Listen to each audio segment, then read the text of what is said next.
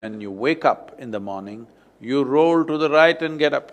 You never roll to the left, because the first movement that you make, if you make to the left, you could cause some minor damage to the system. You always roll right. Both physiologically, energy-wise and psychologically, right is the more stable side. Left side is little more fragile because left has the responsibility of having your heart, which has many layered significance in the physiology, not just of pumping blood, it has a many layered significance.